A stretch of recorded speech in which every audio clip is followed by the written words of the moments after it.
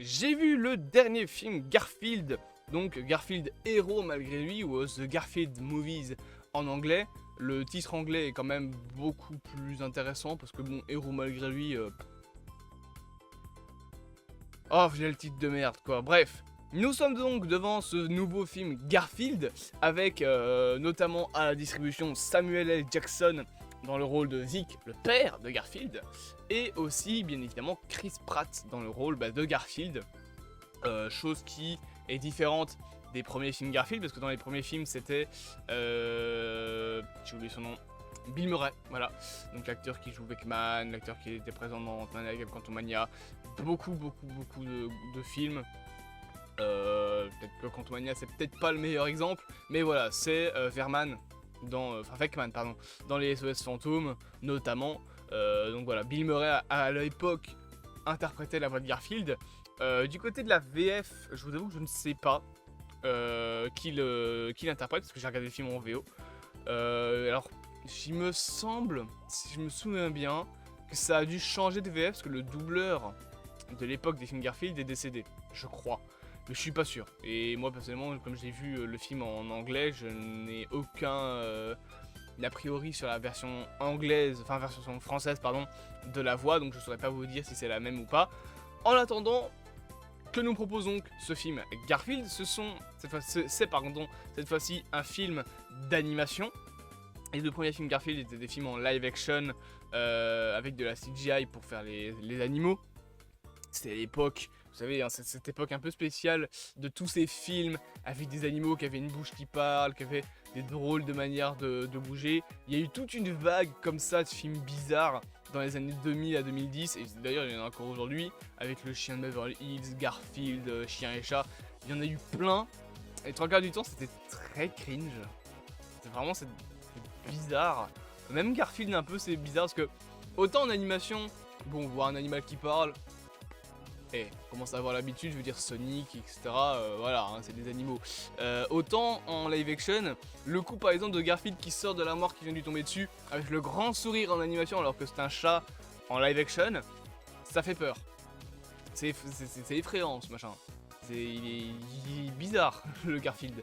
Donc je trouve que le concept de faire en animation est bien mieux, je trouve, en termes d'esthétique. Ça colle beaucoup plus à l'ambiance de Garfield, et puis bien évidemment ça permet d'être beaucoup plus proche de ce qu'est Garfield en termes de design. Là je trouve que on est beaucoup plus proche de ce qu'on a notamment dans la bande dessinée, même s'il est un peu plus vif que dans la bande dessinée. Alors ça reste un gros pacha qui se fait voilà, qui se fait un peu aider à chacun de ses mouvements, avec Audi qui reste son fidèle serviteur, j'ai envie de dire, et qui bien évidemment a la joie de le servir. Enfin voilà, c'est Garfield et son ego surdimensionné, ça on commence à avoir l'habitude, mais je trouve qu'il est un peu plus vif en termes même de design, etc. Il fait moins gros pacha, je veux dire, vous regardez les bandes dessinées, vraiment Garfield, il est gros, il est tout bloc. Là je trouve qu'on est un peu plus sur du vif, on est un peu plus sur un Garfield qui bouge un peu, je veux dire, même s'il est toujours pas les lundis, je trouve que voilà, on joue un peu plus, notamment avec le côté animation du personnage. Pour parler un petit peu de l'histoire, donc pour parler un petit peu du scénario, on va dire, c'est du vu et revu.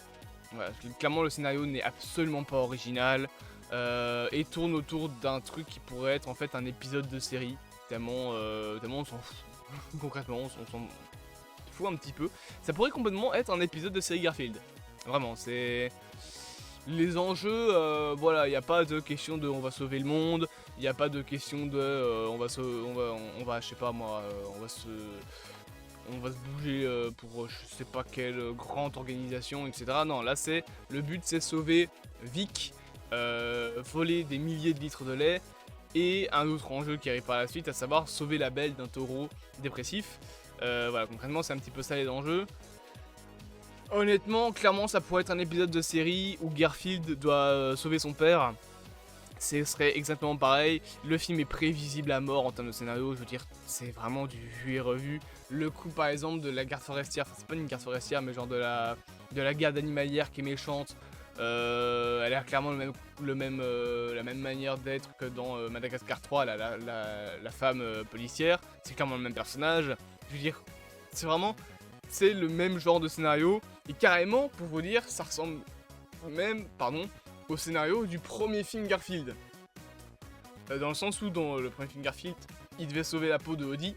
Là, dans ce film-là, donc, ce qu'on a, c'est que ils sont capturés par les serviteurs d'un personnage qui s'appelle Jinx, donc qui est un chat blanc, qui en gros leur dit clairement si vous ne me ramenez pas autant de litres de lait que ce que j'ai passé en prison, eh ben je vous bute. Voilà, et de toute façon, elle va quand même leur la mettre mal, pardon, je bégaye, dans le sens où tout ce qu'elle voulait en réalité, c'était que Vic, donc c'est le gros chat qui est derrière, aille à la fourrière, donc la prison pour animaux, j'ai envie de dire, et qu'il y passe le même temps que ce qu'elle y a passé. Et Garfield dit ça, elle s'en foutait. Et au final, son plan final change toutes les 30 minutes. C'est très énervant. Mais son plan final au final, oui, c'était de tuer Vic carrément en le balançant du haut d'un pont quand t'as un train qui passe sur un énorme champ de pique. Je me permets d'ailleurs de dire un truc. C'est quoi cet endroit? Je veux dire, il y a un endroit, donc l'endroit du plan final de Jinx, c'est un pont. T'as un train de marchandises qui passe et elle devait le pousser du train de marchandises pour qu'il finisse bien 40 mètres plus bas. J'ai mal là. Pour qu'il finisse bien 40 mètres plus bas par se faire embrocher sur des grands pics c'est quoi, c'est de la pierre, ouais, c'est ça. Et c'est un champ comme ça, c'est une vallée où t'as que des pics.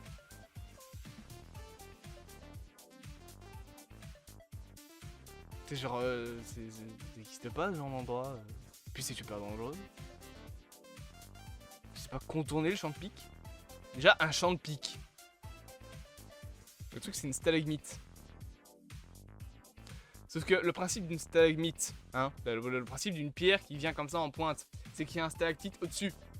Alors parfois le stalactite tombe, mais une stalagmite, c'est quoi? C'est l'eau qui ruisselle et les minerais, enfin l'eau qui est plein de minerais dans l'eau, plein de minéraux qui tombent au sol, et à force de tomber avec les milliers d'années, ça forme un autre pic en dessous du stalagmite, enfin du stalactite. C'est le principe, c'est pour ça que souvent t'as stalactite, stalagmite. Tac, tac. Sauf qu'un champ de pic comme ça n'existe pas, ou alors faut qu'il y ait un connard avec une tronçonneuse qui est venu tailler les pierres. C'est tout. C'est genre, ça n'existe pas ce genre d'endroit, puis en plus c'est super dangereux. Mais bon, voilà, le scénario, concrètement, c'est du vu et revu. À la fin, on sait très bien que Vic et Garfield vont finir par, du coup, se réconcilier. Mais je trouve quand même qu'il y a 2-3 trucs intéressants à notifier, notamment le fait que malgré que les 3 quarts des personnages ne sont pas spécialement présents, je pense notamment à Liz, qui est la fameuse petite copine normalement de John dans les bandes dessinées, même dans les films. Elle est présente, on voit qu'elle est infirmière, mais elle a genre une ligne de dialogue et elle est vraiment totalement absente. Et en réalité, les humains même sont totalement absents. Là où dans le premier film Garfield, ils étaient plus présents. Ils n'étaient pas les personnages principaux, bien évidemment, mais ils avaient quand même une présence. Dans ce film-là, ils sont absents. John, c'est un idiot. C'est pas que c'est un idiot, mais genre c'est un mec qui ne sert à rien. Juste, il arrive au moment où le scénario veut qu'il arrive à la fourrière. Par contre, on voit qu'il a un travail. Et ça, c'est différent du film en live action. Dans le film en live action et dans les bandes dessinées, en tout cas celles que j'ai lues, John, t'as l'impression qu'il travaille jamais, il est au chômage. Là, on voit qu'il est dessinateur. Et c'est con, mais je trouve que c'est intéressant. Parce que du coup, ça expliquerait pourquoi est-ce qu'il y a un moment, Garfield a un moment pour monter dans un train, il fait en gros du tennis entre des arbres. Et à un moment, il se cogne contre un arbre, qui le fait s'envoyer se cogner contre une montgolfière, et la montgolfière est en forme de Garfield. Alors, je veux bien, mais bon, si c'est vraiment une star comme ça, c'est un peu illogique. Parce que du coup, comment ça se fait qu'il arrive à se balader ainsi sans avoir 45 paparazzi qui lui cassent les pieds? Eh ben, la petite théorie que je me suis faite, c'est simplement que Garfield a inspiré les bandes dessinées Garfield, que John a dessiné. puisqu'on voit qu'il est dessinateur. Donc la fameuse grosse montgolfière, c'est juste qu'il y a une fête et qu'il y a une grosse montgolfière de Garfield parce que Garfield est un personnage de bande dessinée. Et que John s'est inspiré de son propre chat pour la faire. Par exemple. Parce qu'on voit qu'il y a une table de dessinateur, qui dessine, etc. Donc je pense que dans le lore de ce film-là, il dessine des bandes dessinées Garfield. Et du coup, son chat est la mascotte de cette bande dessinée sans que les gens sachent que c'est un vrai chat. Je pense que c'est un petit peu ça l'explication. Donc voilà, j'ai un petit peu dit ce que j'avais envie de dire concernant le scénario. Il n'y a pas plus de choses à dire que ça. Je pourrais vous dire que la relation entre le père de Garfield, donc Vic et Garfield, est intéressante, mais même pas, parce qu'encore une fois, on connaît ce genre de relation. Dans les films d'animation, on en a vu plein. C'est vraiment... Le scénario, il a rien d'original. Pas une pète. Et c'est un peu triste. T'as les décors, bien évidemment, qui sont originaux, les lieux, le contexte est différent dans chaque film, mais c'est pas ça qui fait un bon scénario. C'est pas parce que tu changes 2-3 endroits et que tu changes l'entête et qu'à la place de se passer en intérieur dans un salon, ça se passe en extérieur dans une prairie, que ça va changer le scénario. L'entête, pour ceux qui savent pas, c'est l'endroit dans une page de scénario où on donne où se situe l'action. Donc t'as, alors pour expliquer un petit peu concrètement, tu vas avoir l'action. Si jamais tu as un dialogue, par exemple, tu auras action, nom du personnage, dialogue et potentiellement note du scénariste ou quoi. Et tout au-dessus, tu auras l'entête qui est souvent grisée, c'est un carré grisé. Et dedans, tu vas mettre, par exemple, si ça se passe en extérieur, tu vas mettre EXT point. Puis tu vas mettre le lieu, salon, salle à manger, bâtiment surréaliste, vaisseau, ça doit être précis. Si c'est dans un vaisseau, tu dois dire quelle pièce du vaisseau.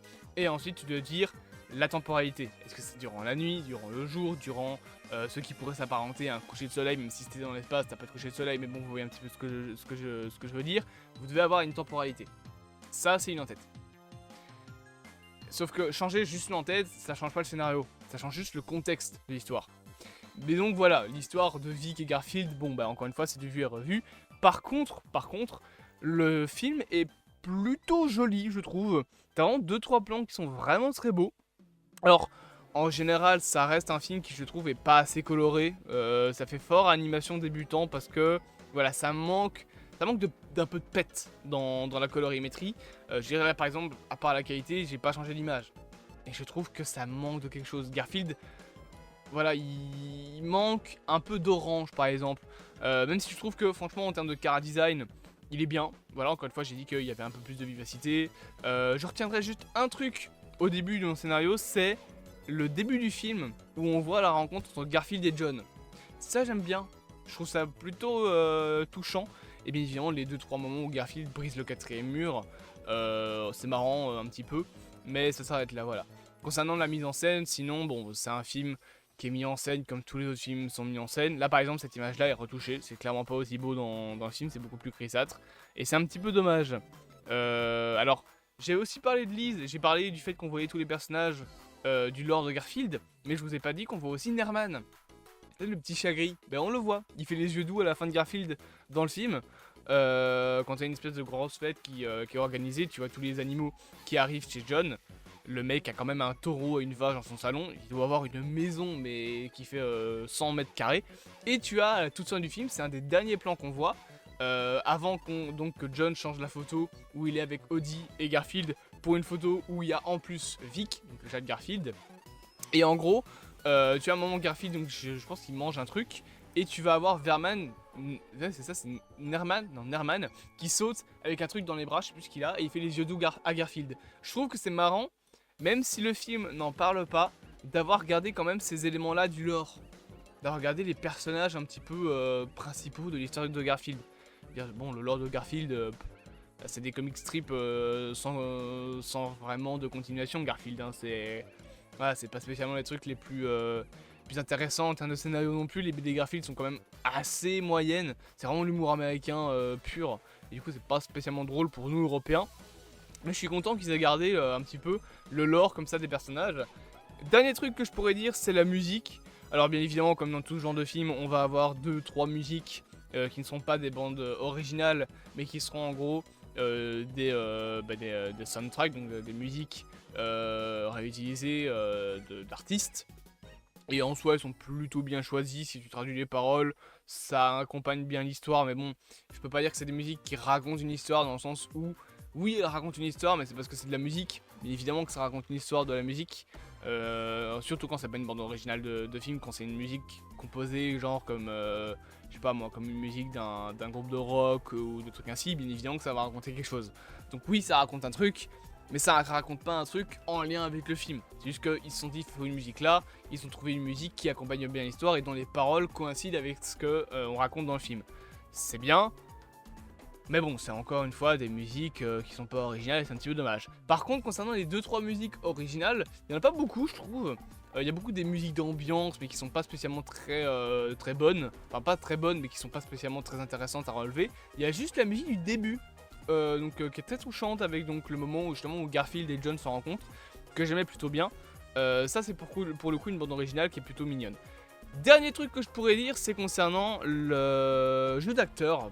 Alors j'ai rien à redire concernant John, pas vraiment très intéressant. Pareil concernant le taureau. J'ai 2 trucs à redire, c'est concernant Vic et Garfield. Vic, je vous l'ai dit, il est interprété par Samuel L. Jackson. Ça fait extrêmement bizarre de voir Samuel L. Jackson jouer un gros chat. Parce que Samuel L. Jackson, il a une voix, mais que je reconnaîtrais entre 1000. Samuel L. Jackson, j'aime bien sa voix, elle est marrante. Je trouve que son jeu d'acteur, ça va.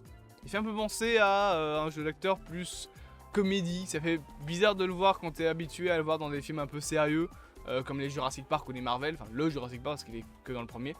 Mais voilà, là pour le coup, il est dans un rôle un peu plus comique. Ça me fait penser aux vidéos de lui sur internet où il blaguait, etc. Parce que Samuel L. Jackson, dans la réalité, c'est un bon gars, hein, c'est quelqu'un qui rigole beaucoup. En tout cas, c'est ce qu'on dit de lui. Et du coup, ça fait bizarre de le voir aussi, on va dire aussi gentillet. Et concernant Chris Pratt, pas sûr que ce soit le meilleur acteur pour jouer Garfield. La voix est pas mauvaise, mais tu sens que c'est Chris Pratt. C'est comme Ryan Reynolds, tu sens que c'est Ryan Reynolds. C'est comme ça, et du coup c'est peut-être pas le meilleur. Je pense qu'ils auraient dû garder Bill Murray pour jouer Garfield. Ça aurait été un peu plus intéressant. Parce que surtout qu'en plus, maintenant que j'ai vu le film Super Mario Bros en anglais, moi à chaque fois quand je regardais le film Garfield, j'avais juste l'impression d'entendre Mario doubler Garfield. Parce que vraiment c'est exactement le même jeu d'acteur dans les 2 films.